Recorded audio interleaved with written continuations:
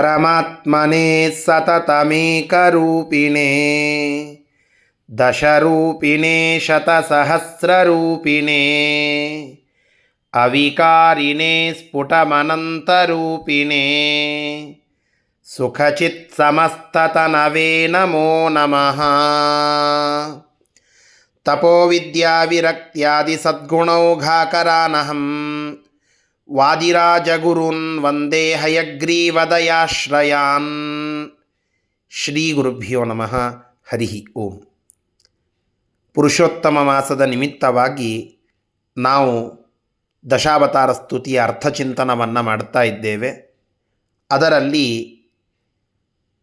7ನೆಯ ಅವತಾರವಾಗಿರತಕ್ಕಂತಹ ರಾಮಾವತಾರದ ವರ್ಣನವನ್ನು ಅನೇಕ ಶ್ಲೋಕಗಳಿಂದ ವಾದಿರಾಜ ಸ್ವಾಮಿಗಳು ತಿಳಿಸ್ತಾ ವಾಲ್ಮೀಕಿ ಋಷಿಕೃತ ರಾಮಾಯಣ ಮತ್ತು ಶ್ರೀಮದಾಚಾರ್ಯರು ತಾತ್ಪರ್ಯ ನಿರ್ಣಯದಲ್ಲಿ ಬರೆದಂತಹ ಮಧ್ವರಾಮಾಯಣ, ಆ ಎರಡರ ವಿಷಯಗಳನ್ನು ಸಂಕ್ಷೇಪ ಮಾಡಿ ರಾಮದೇವರ ಸ್ತೋತ್ರ ಮಾಡುತ್ತಾ ಪ್ರಾರ್ಥನೆಯನ್ನು ಗುರುಗಳು ಮಾಡಿ ತೋರಿಸ್ತಾ ಇದ್ದಾರೆ. ನಿನ್ನೆ ದಿನ ರಾಮನಾಮದ ವರ್ಣನೆಯನ್ನು 21ನೆಯ ಶ್ಲೋಕದಲ್ಲಿ ತಿಳಿದುಕೊಂಡಿದ್ದೇವೆ. ಅದರ ನಂತರದ ಶ್ಲೋಕವನ್ನು ಇವತ್ತು ತಿಳಿದುಕೊಳ್ಳೋಣ. ಶ್ಲೋಕ ಈ ರೀತಿಯಾಗಿ ಇದೆ. ದೋಷಾತ್ಮಭೂವಶತುರಾಷಾಢತಿಕ್ರಮಜ ರೋಷಾತ್ಮಭರ್ತೃವಚಸಾ ಪಾಷಾಣಭೂತಮುನಿಯೋಷಾವರಾತ್ಮತನುವೇಷಾದಿ ದಾಯಿಚರಣಃ ನೈಷಾದಯೋಷಿದಶುಭೇಶ ಕ್ರದಂಡಜನಿದೋಷಾಚರಾದಿ ಶುಭದೋ ದೋಷಾಗ್ರಜನ್ಮ ಮೃತಿಶೋಷಾಪಹೋವತು ಸುದೋಷಾಂಘ್ರಿಜಾತಹನನಾತ್. ಭಗವಂತನ ದಿವ್ಯವಾದ ರಾಮಾವತಾರದ ಅನೇಕ ಕಥೆಗಳನ್ನೆಲ್ಲ ವರ್ಣನ ಮಾಡುತ್ತಾ ಈ ಶ್ಲೋಕದಿಂದ ರಾಮಾವತಾರದ ವರ್ಣನೆಯನ್ನು ಸಮಾಪ್ತಿಗೊಳಿಸ್ತಾ ಇದ್ದಾರೆ ವಾದಿರಾಜ ಸ್ವಾಮಿಗಳು. ಪರಮಾತ್ಮನ ದಿವ್ಯ ವ್ಯಕ್ತಿತ್ವದ ಬಗ್ಗೆ ತಿಳಿದುಕೊಂಡೆವು.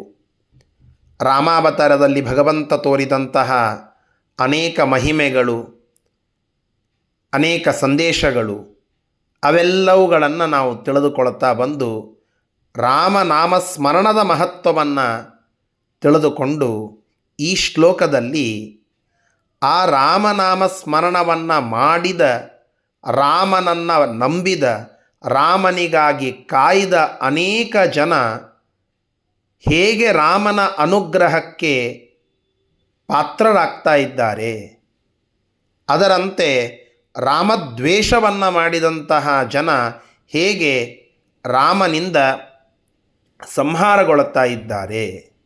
ಪರಮಾತ್ಮನ ಆ ದಿವ್ಯವಾದ ಅವತಾರದ ಮುಖ್ಯ ಉದ್ದೇಶವೇ ದುಷ್ಟರನ್ನು ದಮನ ಮಾಡುವಂತಹದ್ದು, ಶಿಷ್ಟರನ್ನು ರಕ್ಷಣೆ ಮಾಡುವಂತಹದ್ದು. ಆ ಶಿಷ್ಟರನ್ನು ಹೇಗೆ ರಕ್ಷಿಸಿದ, ದುಷ್ಟರನ್ನು ಹೇಗೆ ದಮನ ಮಾಡಿದ ಎಂಬುದೇ ಈ ಶ್ಲೋಕದಲ್ಲಿ ಬರುವಂತಹ ಒಂದು ಭಾವ. ದೋಷಾತ್ಮ ಭೂವಶತು ರಾಷಾಢತಿ ಕ್ರಮಜ ರೋಷಾತ್ಮ ಭರ್ತೃವಚಸ ಪಾಷಾಣ ಭೂತ ಮುನಿಯೋಷಾವರಾತ್ಮತನು ವೇಷಾದಿದಾಯಿ ಚರಣ. ಈ ಭಾಗದಿಂದ ಅಹಲ್ಯ ವೃತ್ತಾಂತವನ್ನು ವಾದಿರಾಜಸ್ವಾಮಿಗಳು ತುಂಬ ಸುಂದರವಾಗಿ ಸಂಕ್ಷೇಪವಾಗಿ ತಿಳಿಸ್ತಾ ಹೊರಟಿದ್ದಾರೆ. ದೋಷ ಅಂತನ್ನೋದಕ್ಕೆ ರಾತ್ರಿ ಅಂತ ಅರ್ಥ. ದೋಷ ರಾತ್ರಿ ಕಾಲದಲ್ಲಿ ಆತ್ಮಭೂವಶ, ಆತ್ಮಭೂ ಅನ್ನೋದಕ್ಕೆ ಕಾಮ ಅಂತ ಒಂದರ್ಥ. ಆತ್ಮಭೂವಶ ಅಂದರೆ ಕಾಮಪರವಶನಾದ. ತುರಾಷಾಟ್, ತುರಾಷಾಟ್ ಅನ್ನೋದಕ್ಕೆ ಇಂದ್ರ ಅಂತ ಅರ್ಥ. ರಾತ್ರಿ ಕಾಲ ಕಾಮವಶನಾದ ಇಂದ್ರ. ಅತಿಕ್ರಮಜ, ಅತಿಕ್ರಮದಿಂದ ಉಂಟಾದ ಅಂತ ಅರ್ಥ. ಜ ಅಂದರೆ ಹುಟ್ಟೋದು, ಅತಿಕ್ರಮದಿಂದ ಹುಟ್ಟಿದ ಅಂದರೆ ಆ ಅಹಲ್ಯ ಗೌತಮರ ಹೆಂಡತಿ ಪರಮ ಪತಿವ್ರತ ಸ್ತ್ರೀ, ಅವಳ ಪಾತಿವ್ರತ್ಯ ಭಂಗ ಮಾಡುವಂತಹ ರೀತಿಯಲ್ಲಿ ಅದನ್ನು ಅತಿಕ್ರಮಣ ಮಾಡಿ ಆ ಅಹಲ್ಯೆಯನ್ನು ಅತಿಕ್ರಮವನ್ನು ಮಾಡಿ ಆ ಅಹಲ್ಯೆಯನ್ನು ಆ ರಾತ್ರಿ ತಾನು ಗೌತಮರ ರೂಪದಿಂದ ಅವಳ ಹತ್ತಿರಕ್ಕೆ ಹೋದ, ಅವಳ ಸ್ಪರ್ಶಾದಿಗಳನ್ನು ಮಾಡಿದ ಇಂದ್ರ. ಇದರಿಂದ ರೋಷ ಸಿಟ್ಟುಗೊಂಡು ಆತ್ಮಭರ್ತೃವಚಸ, ಆತ್ಮ ಅಂದರೆ ತನ್ನ ಅಂತರ್ಥ, ಭರ್ತೃ ಅಂದರೆ ಗಂಡ, ತನ್ನ ಗಂಡನಾದ ಪತಿಯಾದ ಗೌತಮರ ಶಾಪರೂಪದ ಮಾತಿನಿಂದ, ಶಾಪದ ಮಾತಿನಿಂದ ಅಂತ ಅರ್ಥ. ಆ ಗೌತಮರು ಈ ರೀತಿಯಾಗಿ ಅಲ್ಲಿ ಪಾತಿವ್ರತ್ಯ ಭಂಗವಾದದ್ದನ್ನು ನೋಡಿ ಅವಳ ತಪ್ಪಿಲ್ಲದೇ ಇದ್ದರೂ ಕೂಡ ಆ ಗೌತಮರು ಆ ಪ್ರಸಂಗವನ್ನು ನೋಡಿ ಶಾಪವನ್ನು ಕೊಡ್ತಾ ಇದ್ದಾರೆ. ಪಾಷಾಣಭೂತ, ನೀನು ಕಲ್ಲಾಗಿ ಬಿದ್ದು ಬಿಡು. ಯುಕ್ತಾಯುಕ್ತ ವಿವೇಕ ಇಲ್ಲದೆ ಕಲ್ಲಿನಂತೆ ನೀನು ಇರು, ಪಾಷಾಣಭೂತ ಎಂಬುದಾಗಿ ಶಾಪವನ್ನು ಕೊಡುತ್ತಾರೆ ಆ ಗೌತಮರು. ಹೀಗೆ ತಮ್ಮ ಪತಿಯಾದಂತಹ ಗೌತಮರ ಶಾಪದ ಮಾತಿನಿಂದ ಕಲ್ಲಾಗಿ ಬಿದ್ದ ಮುನಿಯೋಷ, ಯೋಷ ಅಂದರೆ ಹೆಂಡತಿ, ಮುನಿಪತ್ನಿಯಾದ ಅಹಲ್ಯೆಗೆ ವರಾತ್ಮತನುವೇಷಾದಿದಾಯಿ ಚರಣ, ಸುಂದರವಾದ ಆ ದೇಹವನ್ನು ಮತ್ತೆ ಕೊಟ್ಟಂತಹ ಪಾದವನ್ನು ಉಳ್ಳ ಪರಮಾತ್ಮನ ದಿವ್ಯವಾದ ಪಾದ, ಅದು ಅಹಲ್ಯ ಉದ್ಧಾರಣ ಮಾಡಿದಂತಹ ಪಾದ. ಪರಮಾತ್ಮನ ಪಾದ ಸ್ಪರ್ಶದಿಂದಲೇ ಗೌತಮರಿಂದ ಶಪ್ತಳಾಗಿ ಆ ಇಂದ್ರ ಎಸಗಿದ ಅತಿಕ್ರಮದಿಂದ ಪಾತಿವ್ರತ್ಯ ಭಂಗ ಮಾಡಿಕೊಂಡು ಗೌತಮರಿಂದ ಶಪ್ತಳಾಗಿ ಕಲ್ಲಾಗಿ ಬಿದ್ದಿದ್ದ ಅಹಲ್ಯೆಯನ್ನು ಆ ರಾಮಚಂದ್ರ ಮಹಾಪ್ರಭು ಪಾದಸ್ಪರ್ಶದಿಂದ ಉದ್ಧಾರ ಮಾಡಿದ್ದಾನೆ ಅಂತನ್ನುವ ಕಥೆಯನ್ನು ನಾವು ಕೇಳುತ್ತೇವಲ್ಲ. ಅಂತಹ ಆ ಅಹಲ್ಯೆಯನ್ನು ಉದ್ಧರಿಸಿದಂತಹ ಪ್ರಸಂಗವನ್ನು ನೆನಪಿಸಿಕೊಡುತ್ತಾ, ಆ ಅಹಲ್ಯೆ ಸಜ್ಜನಳಾದವಳು, ಮುನಿಪತ್ನಿ, ಅವಳ ತಪ್ಪಿರಲಿಲ್ಲ. ಅಂತಹ ಆ ಮುನಿಪತ್ನಿಯ ಮೇಲೆ ಅನುಗ್ರಹವನ್ನು ಮಾಡಿ ರಾಮ ತನ್ನ ಮಹಿಮೆಯನ್ನು ತೋರಿಸ್ತಾನೆ. ಈ ಮುನಿಪತ್ನಿಯನ್ನು ಉದ್ಧಾರ ಮಾಡಿದ್ದಷ್ಟೇನ ಮತ್ಯಾರನ್ನು ಉದ್ಧಾರ ಮಾಡಿದ ಅಂತ ಕೇಳಿದರೆ, ಯಾವ ಜಾತಿ, ಮತ, ಪಂಥ, ಮನುಷ್ಯ ಅಥವಾ ಇವನು ಬೇರೆ ವ್ಯಕ್ತಿ, ನನ್ನ ವಿರೋಧಿ ಬಣದಲ್ಲಿ ಇದ್ದವನು ಅಥವಾ ನನ್ನ ಪರಪಕ್ಷದಲ್ಲಿ ಇದ್ದವನು ಎಂಬುವ ವಿಚಾರವನ್ನೂ ಮಾಡದೆ ಅವರಲ್ಲಿ ಭಕ್ತಿ ಇದೆಯಾ ಎಂಬುವುದನ್ನು ಮಾತ್ರ ಗಮನಿಸಿ ಆ ಭಕ್ತಿಗೆ ಮೆಚ್ಚಿ ಅವರಿಗೆ ಅನುಗ್ರಹವನ್ನು ಮಾಡಿದ್ದಾನೆ ಭಗವಂತ. ಯಾರ್ಯಾರಿಗೆ? ನೈಷಾದ ಯೋಷಿದ ಶುಭೇಶಾಕ್ರ ದಂಡಜನಿ ದೋಷ ಚರಾದಿ ಶುಭದೋ. ವಾದಿರಾಜ ಸ್ವಾಮಿಗಳ ಆ ಕವಿತಾ ಕೌಶಲ್ಯಕ್ಕೆ ಉಘೆ ಅಂತ ಅನ್ನಬೇಕು. ಶ ಅನ್ನುವ ಶಬ್ದ ಎಷ್ಟು ಬಾರಿ ಪ್ರಯೋಗವಾಗ್ತದೆ ನೋಡಿ. ನೈಷಾದ, ಯೋಷಿ, ಶುಭೇಶ, ಕ್ರದಂಡಜನಿ, ನೈಷಾದ ಯೋಷಿ ದಶುಭೇಶ ಕ್ರದಂಡಜನಿ ದೋಷ ಚರಾದಿ ಶುಭದೋ ದೋಷ ಅಗ್ರಜನ್ಮಮೃತಿ ಶೋಷ ಅಪಹೋ ಅವತು ಸುದೋಷ. ಹೀಗೆ ಶಾ ಶಾ ಶಾ ಅಂತನ್ನುವ ಒಂದೊಂದು ಶಬ್ದಗಳನ್ನು ಅಂದಾಗ ಆ ಕುದುರೆಯ ಖರಪುಟದ ಸದ್ದು ನಮ್ಮ ಕಿವಿಗೆ ಸಿಗ್ತದೆ. ಇದೇ ಅಶ್ವಧಾಟಿ. ಇಂತಹ ಅಶ್ವಧಾಟಿಯಲ್ಲಿ ಆ ವಾದಿರಾಜ ಸ್ವಾಮಿಗಳು ಹೇಳುತ್ತಾ ಇದ್ದಾರೆ, ನೈಷಾದ ಯೋಷಿತ್. ನಿಷಾದ ಅಂದರೆ ಬೇಡ, ಬೇಡ ಜಾತಿಗೆ ಸಂಬಂಧಪಟ್ಟದ್ದು ನೈಷಾದ. ಆ ಬೇಡರ ಜಾತಿಗೆ ಸಂಬಂಧಪಡುವ ಯೋಷಿತ ಸ್ತ್ರೀ ಅವಳು ಶಬರಿ.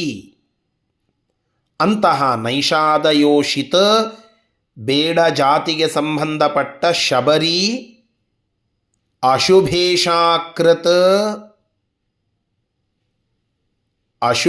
ಅಶುಭವಾದಂತಹ ಹೆಣವನ್ನು ತಿನ್ನುವುದರಲ್ಲಿ ಆಸಕ್ತವಾದಂತಹದ್ದು. ಹದ್ದು ಅದು ಹೆಣವನ್ನು ತಿನ್ನುವುದು, ತನ್ನ ಕೊಕ್ಕೆಯಿಂದ ಅದನ್ನು ಚುಚ್ಚಿ ತಿನ್ನುವುದರಲ್ಲಿ ಆಸಕ್ತವಾಗಿರುವ ಒಂದು ಪಕ್ಷಿ, ಅಂತಹ ಅಂಡಜನಿ ಆ ಹದ್ದು ಯಾರು, ಜಟಾಯು ಪಕ್ಷಿ, ಅದನ್ನು ಭಗವಂತ ಉದ್ಧಾರ ಮಾಡಿದ್ದಾನೆ. ಶಬರಿ ಕಾಯ್ದದ್ದಕ್ಕಾಗಿ ಅವಳಿಗೆ ಅನುಗ್ರಹವನ್ನು ಮಾಡಿ ಅವಳ ಮನೆಗೆ ಬಂದಿದ್ದಾನೆ. ಅಶುಭವಾದ ಹೆಣವನ್ನು ತಿನ್ನುವುದರಲ್ಲಿಯೇ ಆಸಕ್ತವಾಗಿರುವ ಹದ್ದು ಜಟಾಯುವನ್ನು ತಾನೇ ಅದರ ದೇಹವನ್ನು ಸಂಸ್ಕಾರಗೊಳಿಸಿ ಅಗ್ನಿ ಸಂಸ್ಕಾರಾದಿಗಳನ್ನು ಮಾಡಿ ಅನುಗ್ರಹಿಸಿದ್ದಾನೆ. ದೋಷಾಚರಾದಿ, ದೋಷ ಅಂದರೆ ರಾತ್ರಿ, ಚರ ಅಂದರೆ ಸಂಚಾರ ಮಾಡೋದು. ರಾತ್ರಿಯಲ್ಲಿ ಸಂಚರಿಸುವವರು ರಾಕ್ಷಸರು. ಆ ರಾವಣ ಅವನು ರಾಕ್ಷಸ. ಆ ದೋಷಾಚರನಾದ ರಾವಣನ ತಮ್ಮನಾದ ವಿಭೀಷಣ ಅವನು ಮಹಾಭಗವದ್ಭಕ್ತ. ಆ ರಾವಣನ ತಮ್ಮನಾಗಿದ್ದರೂ ಕೂಡ ಆ ವಿಭೀಷಣನ ಸಾತ್ವಿಕತೆಯನ್ನು ಗಮನಿಸಿ ಅವನಿಗೆ ರಾವಣನ ಸಂಹಾರದ ನಂತರ ಅವನಿಗೆ ಪಟ್ಟವನ್ನು ಕಟ್ಟಿ ಅನುಗ್ರಹವನ್ನು ಮಾಡಿದಂತಹ ಮಹಾಭಕ್ತ ಕರುಣಾಳು ನಮ್ಮ ರಾಮಚಂದ್ರ ಮಹಾಪ್ರಭು. ಅದಕ್ಕಾಗಿ ನೈಷಾದ ಯೋಷಿದ ಶುಭೇಶ ಕ್ರದಂಡ ಜನಿ ದೋಷಾಚರಾದಿ ಶುಭದಃ, ಇಂತಹ ಶುಭವನ್ನೇ ಕರುಣಿಸುವಂತಹ ಮಂಗಲಪ್ರದನಾದ ದೋಷ ತನ್ನ ಕೈಗಳಿಂದಲೇ ಸುದೋಷ ಭಾರೀ ದೋಷಯುಕ್ತನಾದಂತಹ ಅಂಘ್ರಿಜಾತ ಹನನಾಥ್. ನಾವು ರಾಮಾಯಣದ ಪ್ರಸಂಗದಲ್ಲಿ ನಾವು ಕೇಳುತ್ತೇವೆ, ಒಬ್ಬ ತಪಸ್ವಿ ಶಂಭೂಕ ಅಂತ ಹೇಳಿ ತನ್ನ ಯೋಗ್ಯತೆಗೂ ಮೀರಿ ಪದವಿಯನ್ನು ಪಡೆಯಬೇಕು ಅಂತ ಹೇಳಿ ತಪಸ್ಸನ್ನು ಮಾಡುತ್ತಾ ಇದ್ದ. ಯಾವ ವ್ಯಕ್ತಿ ತನ್ನ ಯೋಗ್ಯತೆಯ ಮೀರಿದ ಒಂದು ಪೊಸಿಷನ್ನಿಗೆ ಪದವಿಗೆ ಬರಲಿಕ್ಕೆ ಅವನು ತಪಸ್ಸನ್ನು ಮಾಡುತ್ತಾನೋ ಅವನು ಯೋಗ್ಯವಾದ ತಪಸ್ವಿ ಅಲ್ಲ. ಅವನ ವಿಚಾರ ಅದು ಕಲುಷಿತಗೊಂಡಂತಹ ವಿಚಾರವಾಗಿತ್ತು. ಆದ್ದರಿಂದ ಅಂತಹ ಅಂಘ್ರಿಜಾತ ಹನನಾಥ, ಆ ತಪಸ್ವಿಯ ಯೋಗ್ಯತೆ ಮೀರಿ ತಪಸ್ಸನ್ನು ಮಾಡ್ತಾ ಇದ್ದಂತಹ ಒಬ್ಬ ಶಂಭೂಕನೆಂಬ ತಪಸ್ವಿಯ ಹನನಾಥ ಅವನನ್ನು ವಧೆ ಮಾಡಿದ್ದರಿಂದ ಅಗ್ರಜನ್ಮ ಮೃತಿ ಶೋಷಾಪಹ, ಅಲ್ಲಿ ಸತ್ತು ದುಃಖವನ್ನು ಅನುಭವಿಸ್ತಾ ಇದ್ದಂತಹ ಒಬ್ಬ ಬ್ರಾಹ್ಮಣ ಪುತ್ರನ ದುಃಖಗಳನ್ನೆಲ್ಲ ನಿವಾರಣೆ ಮಾಡಿದಂತಹ ಆ ರಾಮಚಂದ್ರ ಪ್ರಭು ಮಾಂ ಅವತು, ನನ್ನನ್ನು ರಕ್ಷಿಸಲಿ. ಇಷ್ಟೆಲ್ಲ ಜನರನ್ನು ರಕ್ಷಣೆ ಮಾಡಿದ್ದೀಯ ಸ್ವಾಮಿ, ನಮ್ಮನ್ನು ರಕ್ಷಣೆ ಮಾಡು, ನಾವು ನಿನ್ನಲ್ಲಿ ಭಕ್ತಿಯನ್ನು ಮಾಡುವಂತೆ ಅನುಗ್ರಹ ಮಾಡು ಎಂಬುದಾಗಿ ಇಲ್ಲಿ ರಾಮಾವತಾರದ ವರ್ಣನೆಯನ್ನು ಸಂಪನ್ನಗೊಳಿಸ್ತಾ ಇದ್ದಾರೆ ವಾದಿರಾಜ ತೀರ್ಥ ಗುರುಸಾರ್ವಭೌಮರು. ನೋಡಿ, ಪರಮಾತ್ಮ ನಮ್ಮ ಮೇಲೆ ಅನುಗ್ರಹವನ್ನು ಮಾಡಲಿಕ್ಕೆ ನಮ್ಮಲ್ಲಿರುವ ಉಳಿದ ಗುಣಗಳನ್ನು ನೋಡುವುದಕ್ಕಿಂತ ಪರಮ ಮುಖ್ಯವಾಗಿ ನೋಡುವಂತಹದ್ದು ಭಕ್ತಿಯನ್ನು. ವಿದುರ, ಶಬರಿ, ವಿಭೀಷಣ, ಬಲಿ, ಪ್ರಹ್ಲಾದ ಇವರೆಲ್ಲ ಒಂದೊಂದು ರೀತಿಯಲ್ಲಿ ಅನೇಕ ಒಂದು ಗುಣಗಳನ್ನು ಬೇರೆ ರೀತಿಯಾಗಿ ಉಳ್ಳವರಾಗಿದ್ದರೂ ಕೂಡ ಅವರಲ್ಲಿ ಇರುವ ಒಂದು ಕಾಮನ್ ಆದ ಗುಣ ಅಂದರೆ ಅವರು ತೋರಿರುವಂತಹ ಭಕ್ತಿ. ಆ ಭಕ್ತಿಯನ್ನು ಗಮನಿಸಿ ರಾಮ ಇಲ್ಲಿ ಅವತಾರವನ್ನು ಮಾಡಿದಾಗ ಅನುಗ್ರಹ ಮಾಡಿದ್ದು, ಕಲ್ಲಾಗಿದ್ದಂತಹ ಅಹಲ್ಯೆಯನ್ನು ಅನುಗ್ರಹಿಸಿದ್ದು ಎಂಬೆಲ್ಲ ವಿಷಯಗಳನ್ನು ತಿಳಿಸ್ತಾ ಆ ಪರಮ ಕರುಣಿಕನಾದಂತಹ ಕಾರುಣ್ಯವನ್ನು ತೋರಿಸುವಂತಹ ರಾಮಾವತಾರದ ವಿಶೇಷ ವರ್ಣನೆಗಳನ್ನೆಲ್ಲ ಮಾಡಿ ಇಲ್ಲಿಗೆ ಸಂಪನ್ನಗೊಳಿಸ್ತಾ ಇದ್ದಾರೆ. ನಾಳೆ ಕೃಷ್ಣಾವತಾರದ ವರ್ಣನೆಯನ್ನು ತಿಳಿದುಕೊಳ್ಳೋಣ. ಆ ರಾಮಚಂದ್ರ ಮಹಾಪ್ರಭು ನಮ್ಮನ್ನು ರಕ್ಷಿಸಲಿ ಅಂತ ನಾವು ಪ್ರಾರ್ಥನೆಯನ್ನು ಮಾಡೋಣ. ಶ್ರೀಕೃಷ್ಣಾರ್ಪಣಮಸ್ತು. ಹರಯೇ ನಮಃ. ಜೈ ಶ್ರೀರಾಮ್.